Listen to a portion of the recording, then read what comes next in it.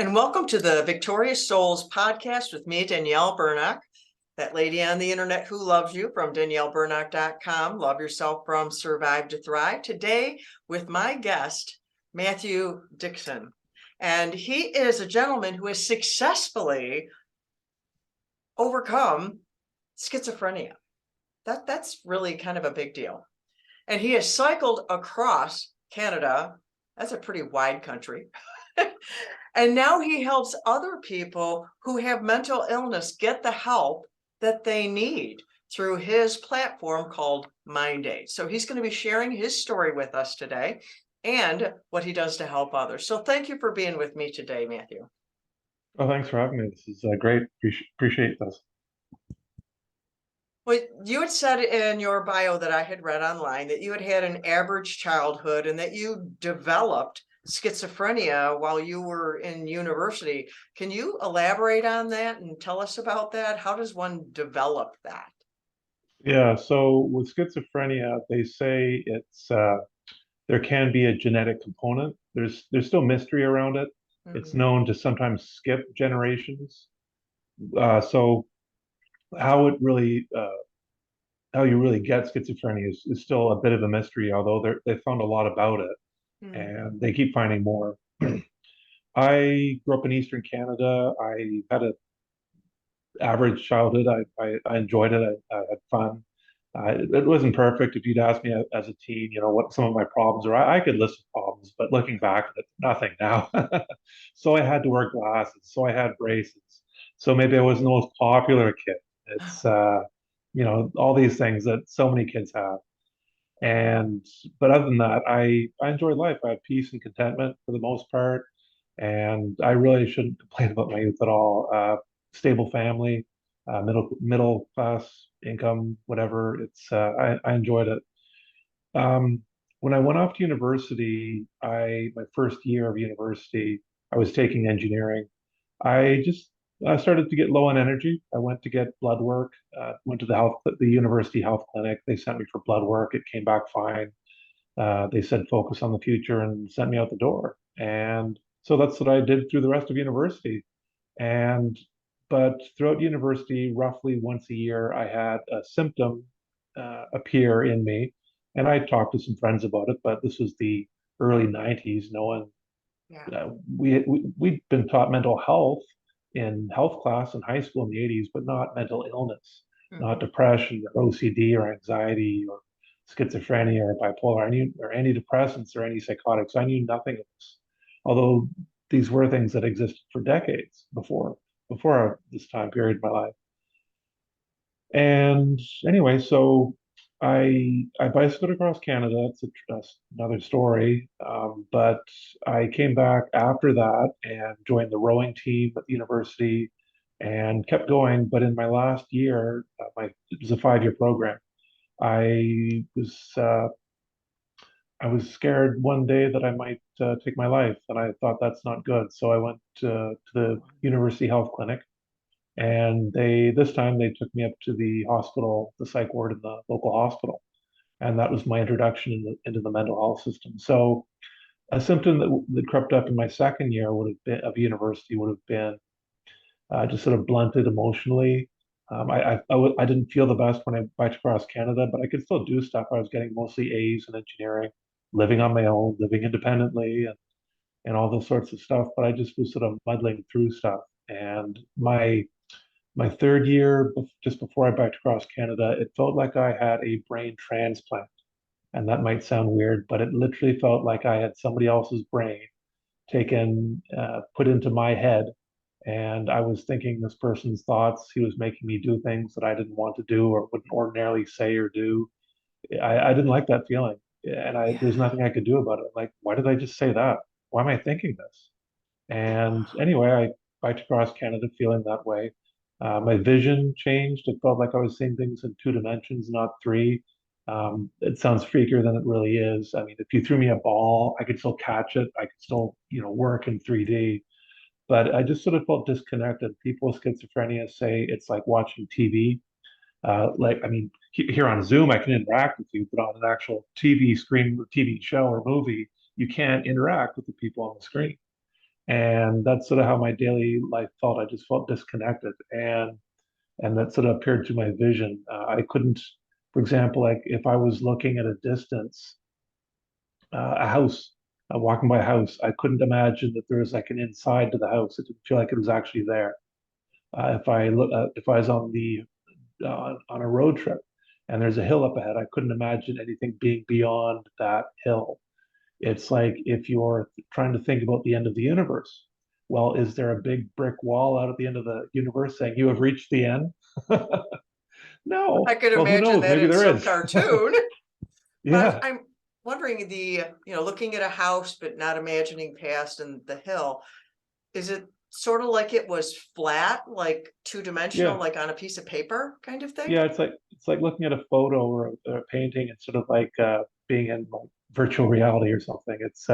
It just feels it's more like just looking at photos of everything. You sort of felt locked away, far away in your mind, back of your head or something, and you're sort of looking at things through a different lens or something. It's kind of, I mean, I know exactly what it feels like, but it's just one of those things that's a bit hard to describe. Yeah. But it's your mind just kind of goes blank. I guess another reason that might have happened, or I would have experienced it that way, is because one of the symptoms of schizophrenia is difficulty thinking about intangible things, concepts, things that aren't in front of you. It's sort of difficult. I mean, I felt like my intelligence to a certain degree was lost, or at least Oh, limited to a certain degree. I just couldn't think about things that I used to be able to think about. And for example, jokes. I had trouble making jokes, which I liked to as a kid in my youth. But with jokes, humor has been one of the last things to come back in my recovery. And with jokes, a lot of the times it's sort of comparing things that are kind of similar but not. And that's where you get the punchline. There's a relationship there, but they're kind of related but not. And the surprise is what makes you laugh. mhm. And it's just hard for me to compare things. Disorganized thinking is another symptom. It's just a lot of chaos in your head. It's like listening to just a lot of static. It's kind of like being in a hurricane, trying to shout through a hurricane or a tornado.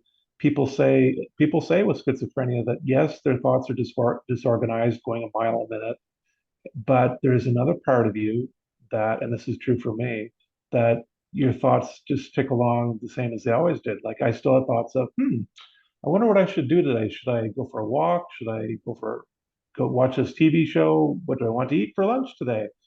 Should I phone so and so? All these thoughts are still going on all day long, but it's sort of like trying to have a conversation with someone in a hurricane.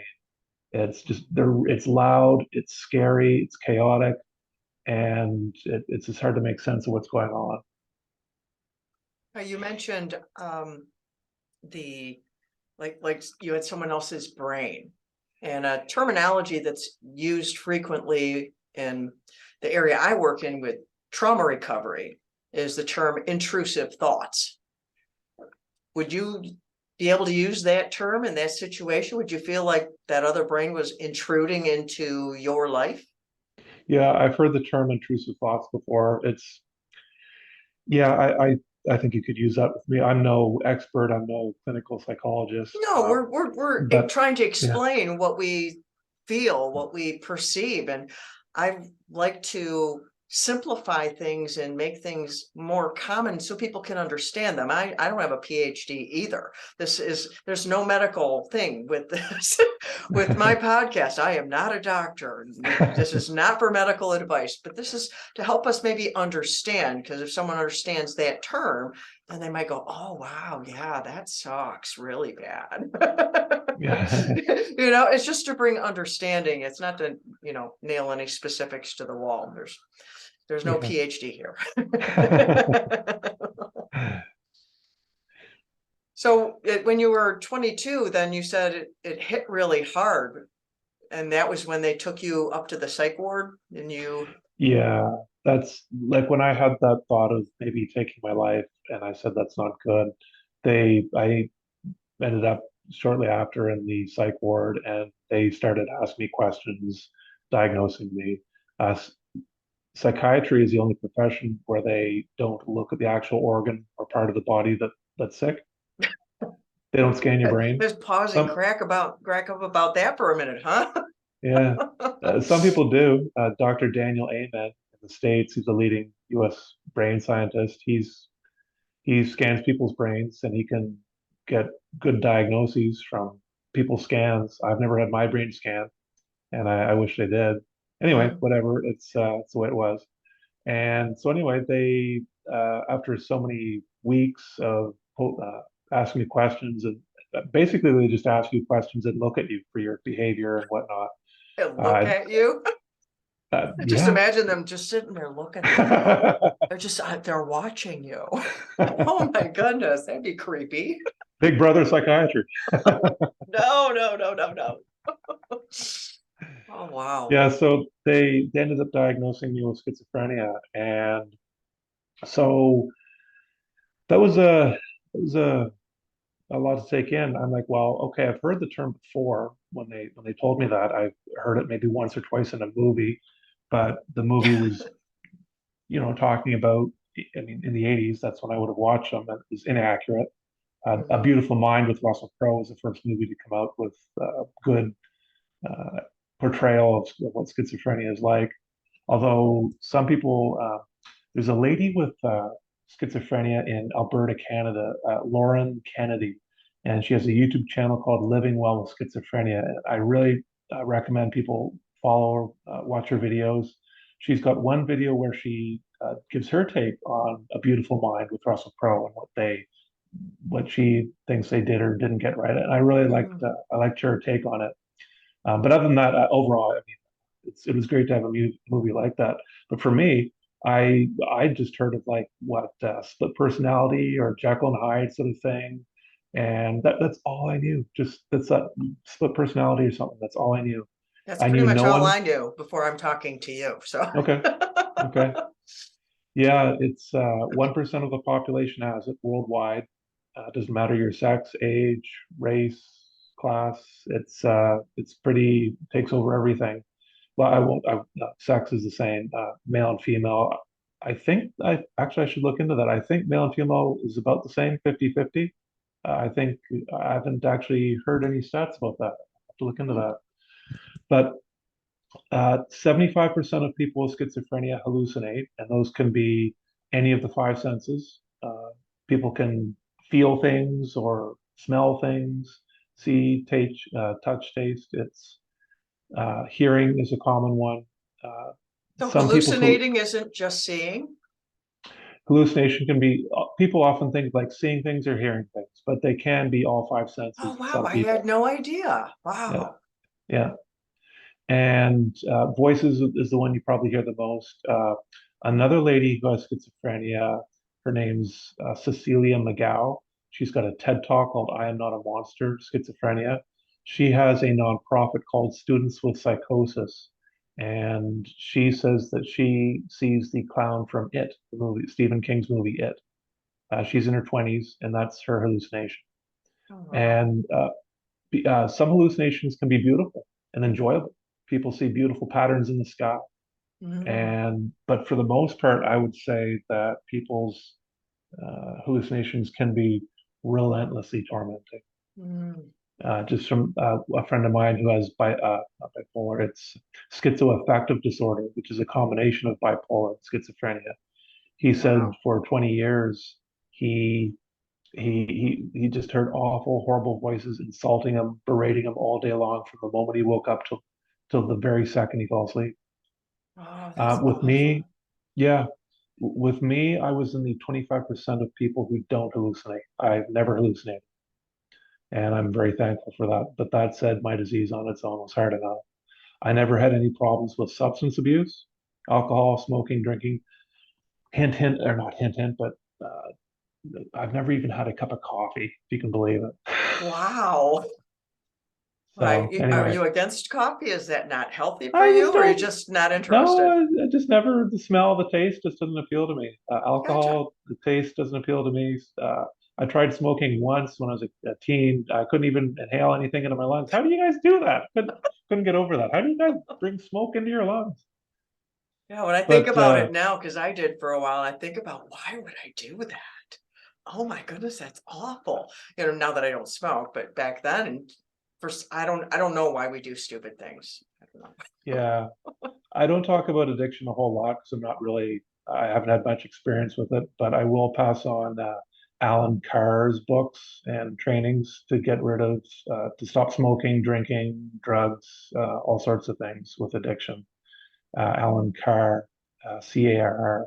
Another Okay. one that I really like is Morteza Kalegi. His last name is Khalejhi. His book's called Free from Addiction. Mm, And I know with you with trauma, I'm going to switch into this because Morteza Kalegi says with Free from Addiction, he says, not all addiction programs get this part of it. And he says, if you can go back in your head and replay the first time you took that smoke, drink, injection, whatever, but this time replay it with healthy emotions, he says, you're free. You're free to start all over. wow. There's just on addiction, there's another man in, well, other people are doing this too. He's in Montreal.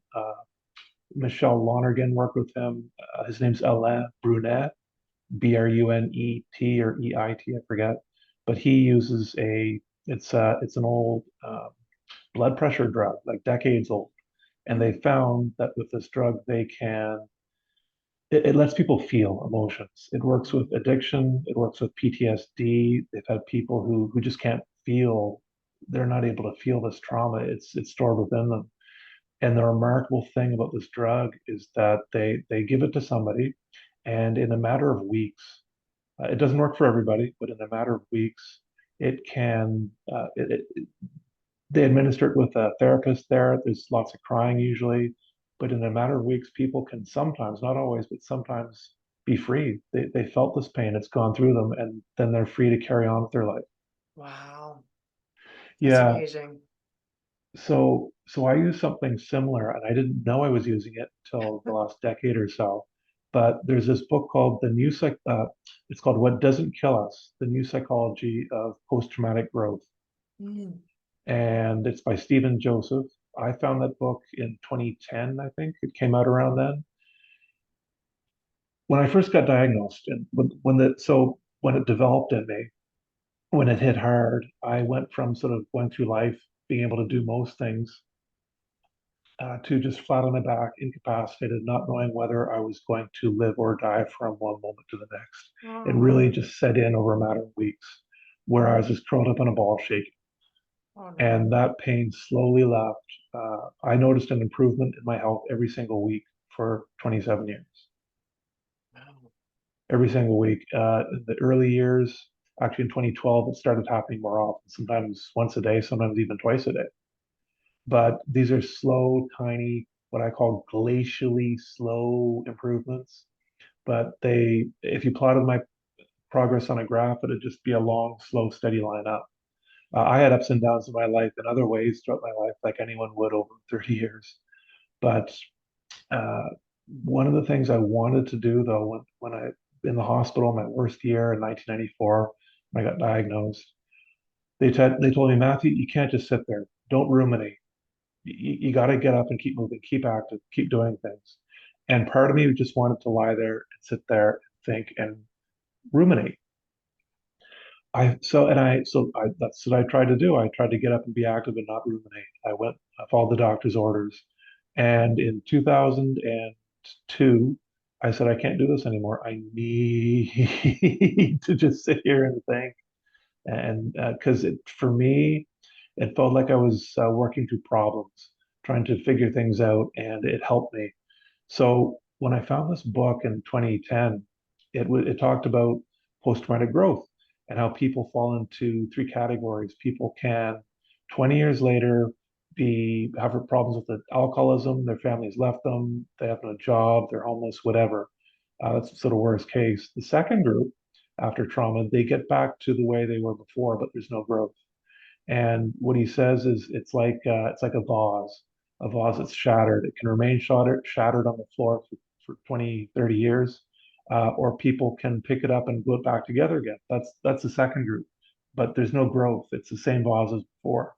The third group, they take the vase, they take the trauma they've been through, and they build a brand new vase. And Mhm. that's where you get the growth. And no one had ever studied this until the 90s.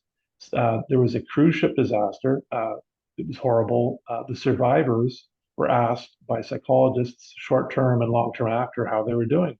Short term after, all the survivors were a mess, nightmares, flashbacks. Long term after, though, some of them, a good chunk of them, not all of them, but a fair proportion, said things like, I feel better than ever, and newfound take on life.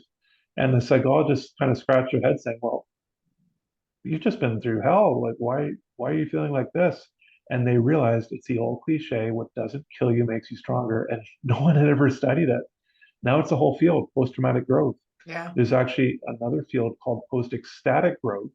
And I haven't been able to find much about that online, but basically it's like signing yourself up to do a marathon or to do something, a challenge that'll push you to grow, but not have to go through hell to get it. I mean, some people would say doing a marathon would be hell. It's Yeah, I'm not yeah. doing that. Or like learning a new language or just something to get you outside your comfort zone. But yeah. Yeah, to challenge you. Yeah, to definitely take you out and doing something brand new. Yeah, I've heard about the post traumatic growth. I've written about it a few times, and Okay. it's not a given. Some people they have to give themselves to the growing thing. It's like they they can decide if they're going to let the pieces of the vase sit on the floor, they're going to put them back where they were, or they're going to create something new. And they might not even know that they're doing one of those three things. They might just be reacting. And that's where we can help others by sharing stories like this. And they might go, wow, I didn't know I could build a new vase. So maybe someone who had a vase they just put back together after hearing your story can go, wow, I'm going to do something new. I'm going to run a marathon. Or something. Yeah. And so this is important stuff, because there's a reason why people will do the growth. It's something that's in their personality, something in their upbringing. They were inspired to do it. They watched someone else do it. There's some impetus that's in there. So Yeah. yes. Yeah. So with me, so what it said in the book to get this post-traumatic growth is what he calls reflective rumination. He says there's a downward spiral kind of rumination where you think my life is awful, this is horrible, I can't do this. The other kind of rumination, reflective, is a productive, constructive, trying to figure things out, figuring out the puzzle, processing kind of rumination. Mhm. And that's what I believe I was doing from the very get-go. Uh, Although I tried not to do it for the first 8 years because I was told not to. It's just miscommunication. Well, that People term didn't know. ruminate tends to have a negative Yeah, connotation to it. I've never looked it up in the dictionary to see if there is a positive and a negative. So maybe it's the word, and we can trip over words, which is why it's so good to define them like that, yeah, because thinking it your way through, you were being solution minded is what you wanted to do. Whereas rumination is generally digging a hole and crawling your way, down into the darkness. But you wanted to do the opposite. So I don't know if ruminate it really is both ways, but whatever works, right? yeah. I've got a joke for you. What do you call it when you walk into a room but you can't remember why you walked in? Rheumatism. There's a bit of a rumination joke anyway. It's not off topic, but popped into my head. There's some humor for everybody. I love laughter, so I welcome the joke. So, and you said your humor was one of the last things to come, and you got to share a joke, so that's awesome. I'll be honest, it makes me happy to do that because for so many years I just couldn't make jokes. Yeah, it makes me feel good. Oh, laughter's good medicine. I mean, they've documented that scientifically, that people have gotten healed from awful things by watching humor and funny movies and stuff like that. They have. Doesn't Nor work for everybody like a miracle, but yeah, yeah, it definitely is more powerful than people think. yeah. Norman Cousins, he healed himself. Have you heard of him? Mm-mm. Norman Cousins, he's an influential person in the States. He got some disease, went into the hospital, and soon after checked himself out into a nearby hotel and watched comedies. And he famously laughed himself back to health. He said, "If negative emotions can make you sick, then positive emotions should make you better."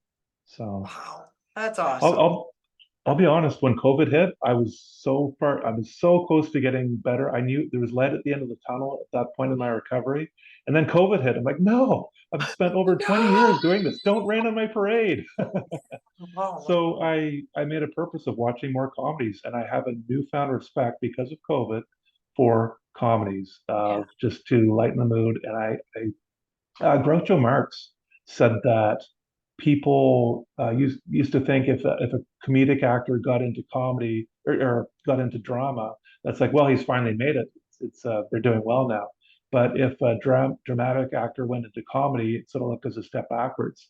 He said that he'd done both comedy and drama. He said comedy is harder than drama.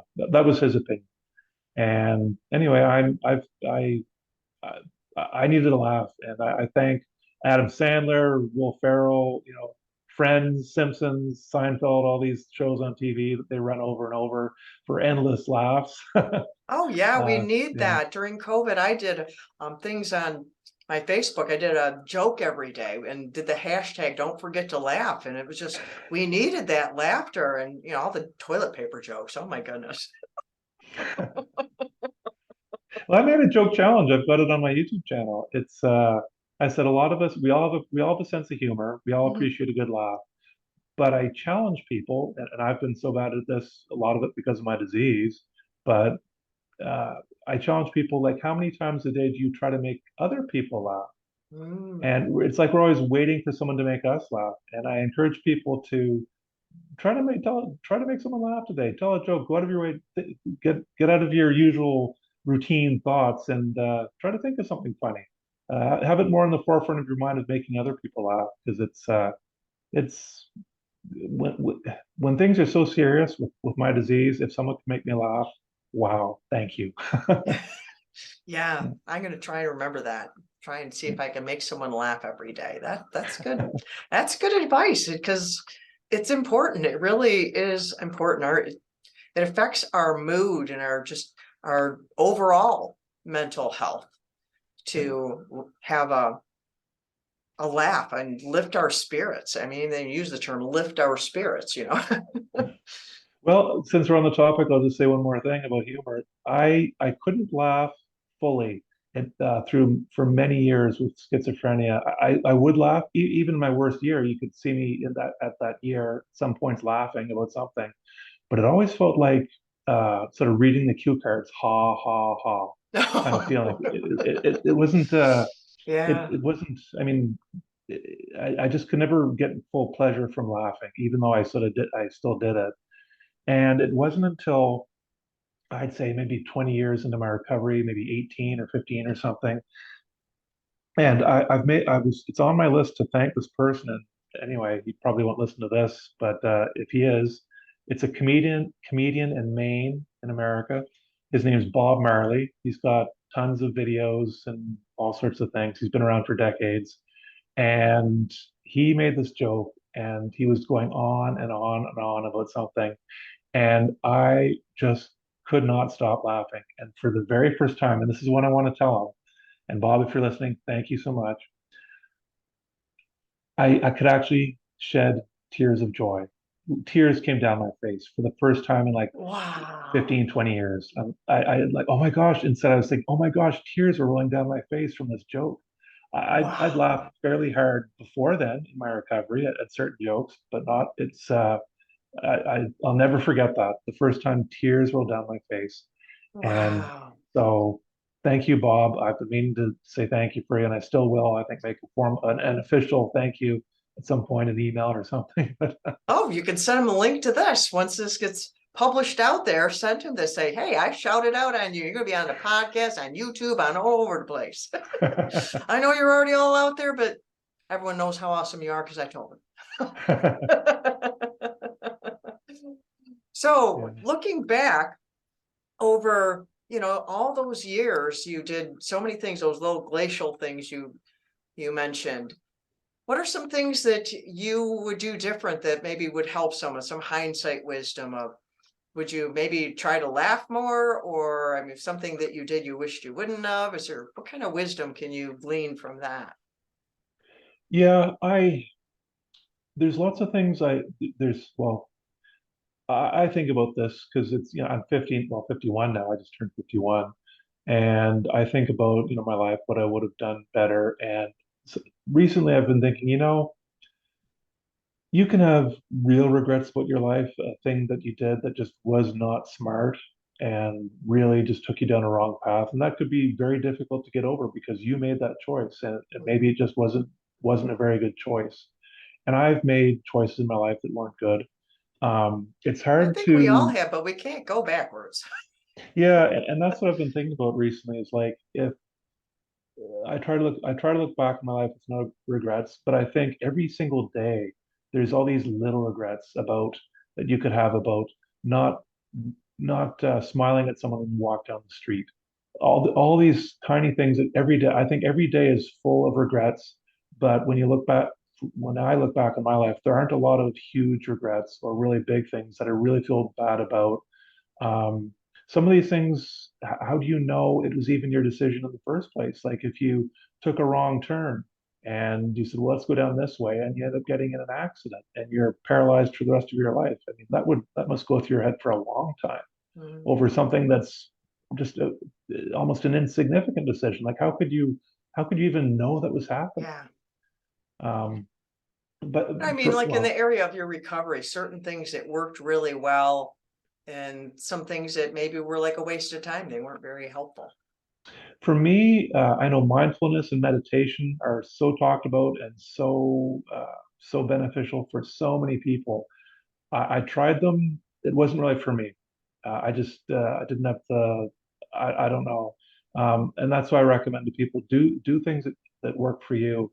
There's Amen. a physical fitness thing that says, what's the best kind of exercise you can do, or the best kind of cardio, or the best whatever, and they say the one that you actually will do, Yeah. the one that you actually get done. That's the best kind. Yes, Um, exactly. Definitely. dancing, I could not dance in my worst year or early in my recovery. I tried, it just agitated me. I couldn't run for the first year or two. It just agitated me. I could walk. I did a lot of walking, and because I couldn't work in the early years. Dancing, when I dance now, the chemicals that go through me are just incredible. I absolutely love dancing. Oh, And wonderful. there was a New York study done by people with dementia in New York City or New York State, and they did traditional exercises like crossword puzzles, learning a new language, exercise, and the other group danced. And the people who did the traditional exercises, they reduced their chances of getting dementia by, let's say, 20, 30, 40% or something. The group that danced were like about 80%. Wow. It's phenomenal what goes on in your head. And when I dance, and the crazy thing about music is that you turn on the song, and just like that, in a split second, your mood changes and can change dramatically, Amen. unbelievably dramatically, to feeling down about yourself to just on top of Everest. I mean, I don't know if people feel like on top of Everest, they're probably pretty tired, but but still Might happy. be scary. I'm up too high. I don't know. But that's that song. I'm on top of the world, looking out on creation, is what just went through my mind. That song.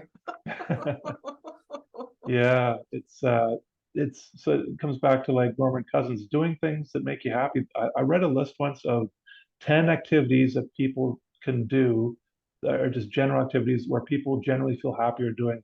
They're like going for a walk, reading, watching TV, or whatever, just things. Um, for me, like I said, I spent a fair bit of time just sitting there thinking. At times, I did do other things. I watched movies and went for walks and went to work and fed myself and talked to friends. But I did spend some time just sitting there thinking. And for people who are trying, I always felt like I was trying to get a grip on things, just calm down because I had depression and anxiety along with schizophrenia. So it was always a matter of trying to calm down and find some peace and contentment. And there's a book called The Magic of Thinking Big, and he says that people who are successful can oftentimes just sit there and think. Brian Tracy, a top salesperson, he says he at lunchtime he goes in his car, He goes to a park, eats a sandwich, and sits there and just thinks. And I love it when I just sit there and think.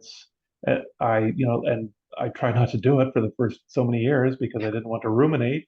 Yeah. But when I sat there and thought, even today, when I don't really have to just sit there and think about it, I mean, to get myself better, I do it anyway because I come up with some great ideas.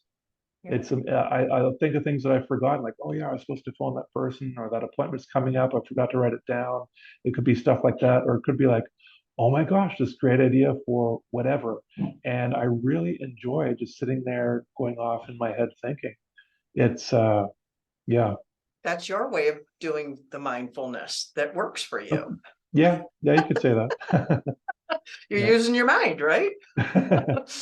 Yeah. So And I walked a lot. I tried to exercise. I had a hard time exercising. I like working out, going to the gym regularly, going for runs regularly, bike rides. I did a little bit of that stuff, but nowhere near what I wanted to do.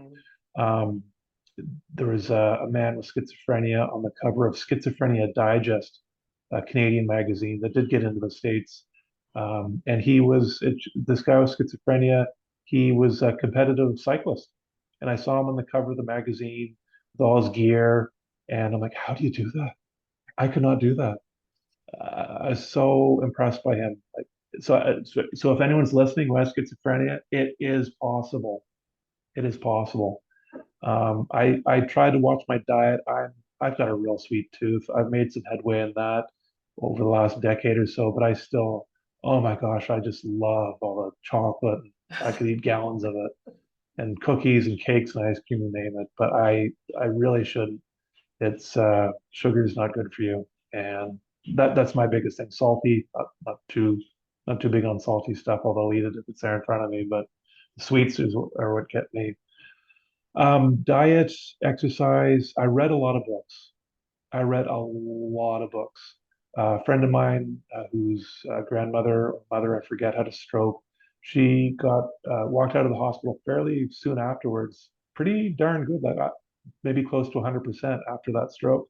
The doctor said she had reader's brain. I can't find that term online. I've looked for it, but you can find a ton of articles online about how reading is good for the brain. yeah. And I read a lot of books on how to get myself better. And in around 2010 or so, I started reading more books on how not just to get me better, but how I can help other people get better.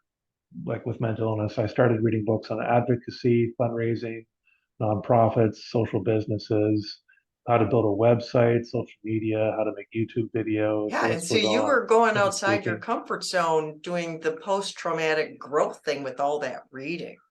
I don't know if you're familiar with a woman named Dr. Caroline Leaf. She's a neuroscientist and I don't she's think written so. a bunch of things about the mind and stuff like that. And she talks about how reading is so good for your brain and learning is good for your brain. So all your reading, you were doing that. And now you're Yeah. helping other people. Let's move into what you do with your mind aid. You've taken all that you have learned and helping yourself and growing and starting to be able to laugh again and dance and enjoy your life and do wonderful things. But now you're helping other people. Tell us about mind aid. So my very first year, my worst year, a lady saw me walking down the street and she said I looked like I was walking through a world of flying glass. And I was like, yep, thank you for noticing that because that's how it feels. Thanks for the acknowledgement. And my heart went out to people in war-torn countries, in poverty, who have mental illness to go through as well. People in Africa and other places in the world. I'm like, how do you do that? I went through mental illness in a so-so mental health care system here in Canada, in a sleepy part of Canada, very safe, and I felt like I was living in a war zone. So I don't know why I never went looking for content on mental health in developing countries. I never thought to, but it was 2016, 2017, and this TED Talk appeared up in my feed by Vikram Patel. And he talked about mental health in developing countries. It was the first anything I'd seen about that. Wow. So I started looking at more about it. And a year later, I had a website made, mindaid.ca. And it is the first website with all the groups helping people with mental illness in developing countries, all on one site. These groups are out there. They've been working for years, and but they're scattered across the web. If you want to go looking for them, it'll take you a while to find all. And my website, it's a simple curation site, but it's got some power to it because if you're someone who likes to research your donations more, well, here's a whole bunch of options for you. Yeah. It's not complete because I keep finding more groups as time goes on, but there are 10 groups up there now that you can donate to. And they're giving so what Vikram Patel said back in the 90s, he said, well, there's these models of basic physical health care. There's documents, guides you can read. Like if you've got a broken leg and you're hundreds of miles from a hospital, what do you do? If you've got some other physical ailments, how do you treat them? He said, why don't we do this for mental health? So he did. And now they've Wow. been around since the 90s. These models of basic mental health care are low cost, proven effective, and scalable. And the World Health Organization is trying to figure out the best way to roll them out to the masses.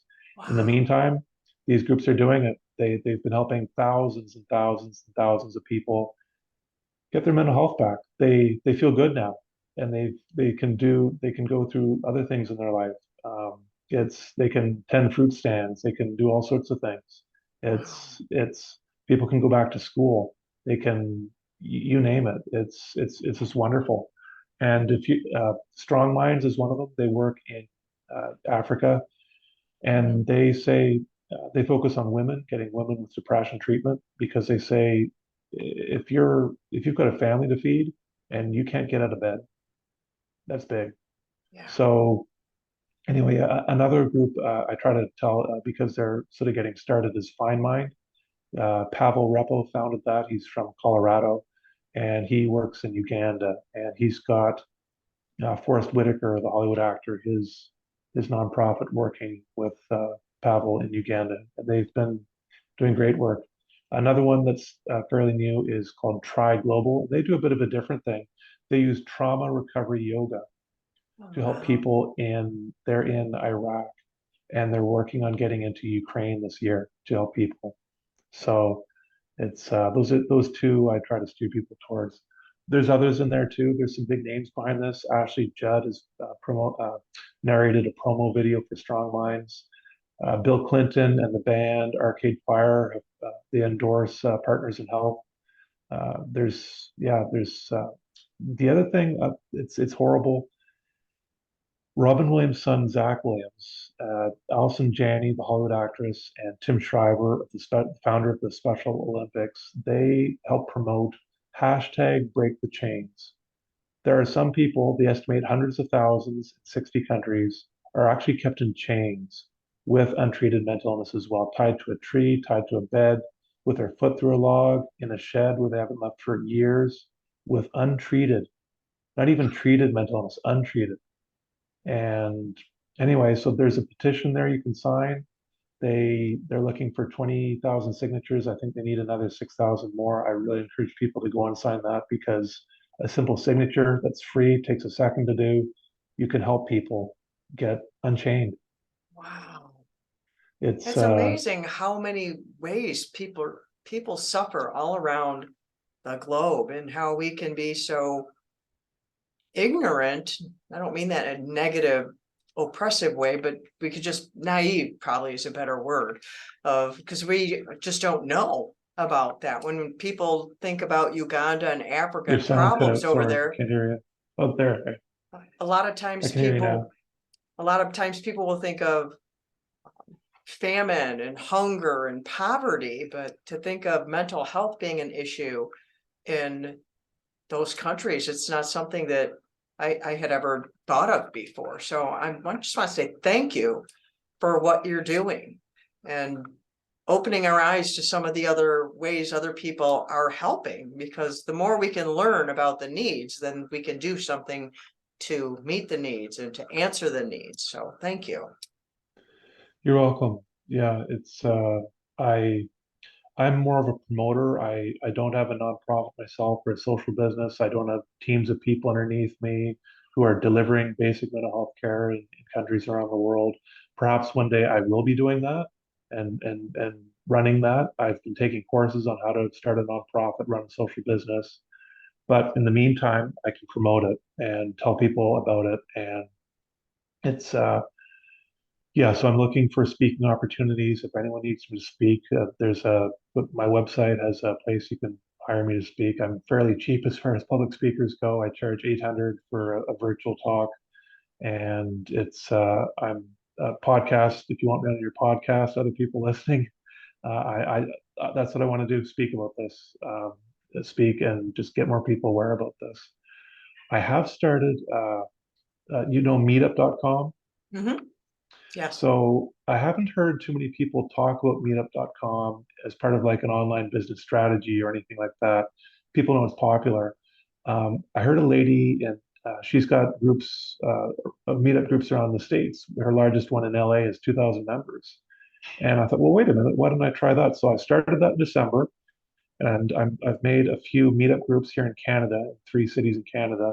I would love if that caught on and other people could do these groups, meetup groups for Mind Aid in other countries around the world, other cities. I don't know if this will work. I'm trying it. I'm starting it myself and trying to spearhead because I know there's people out there who want to help if they simply knew about it. And Right. my website alone just is a good place to start to go if you want to learn more about the cause. It'll send you out in a whole bunch of different directions. A meetup group.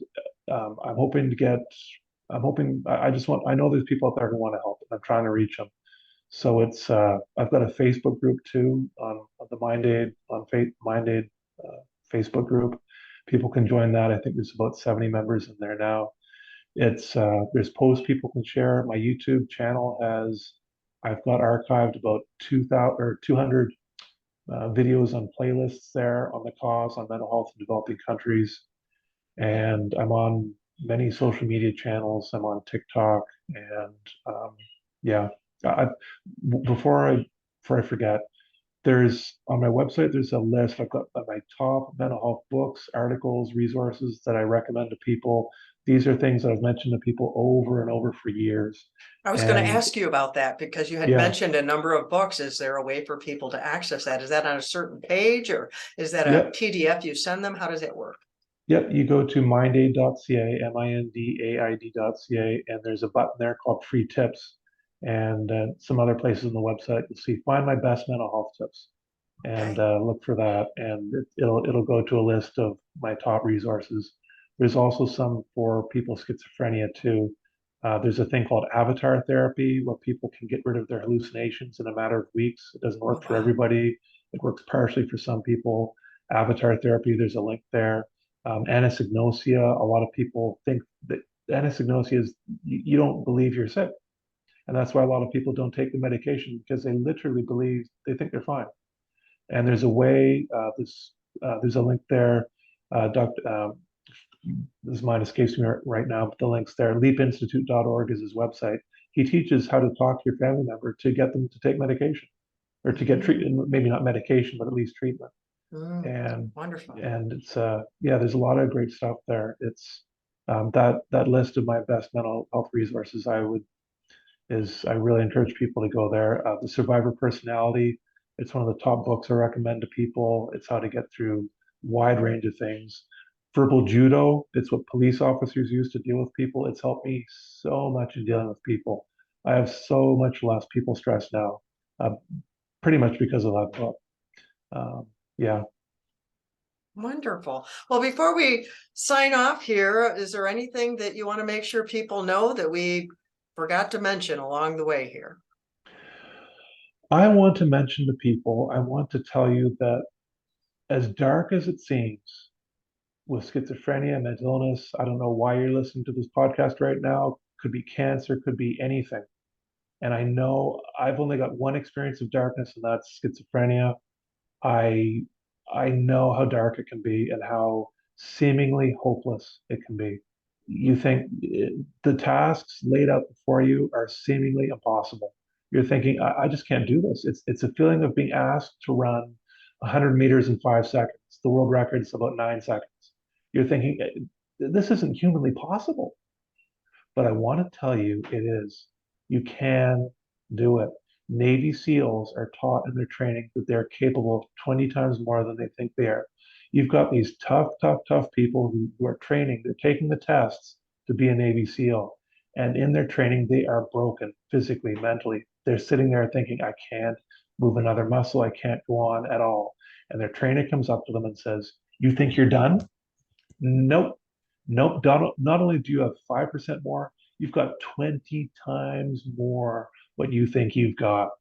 And I believe I was shown in my disease that I was capable of so much more than I thought. And we all have that. There's this feeling inside of us that we're done, that we're done. They've done tests, psychological tests. They take people on a couch who don't want to do anything. They say, will you go run a mile for us or do 50 push-ups? Nope. Nope, I'm not going to do that. I just do not feel like doing that. It's not, I can't do it. I'm too tired. And all of a sudden they give them $100 if they do the mile run or push-ups. And all of a sudden, out of the blue, just like magic, they get all this energy and they go and do for that run. They say it's a defense mechanism the brain has. It just says, you're toast. I don't know why we have that because it sure is it sure is a productivity killer.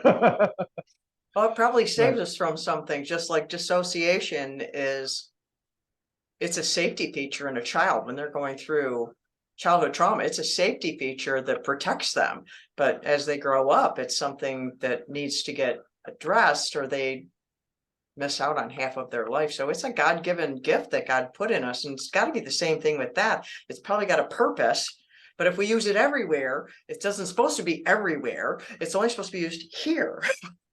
yeah, well, it could be because our lives are so sedentary and there's nothing that we Yeah. really have to do. We don't have to walk anywhere. We just push buttons to get everything done.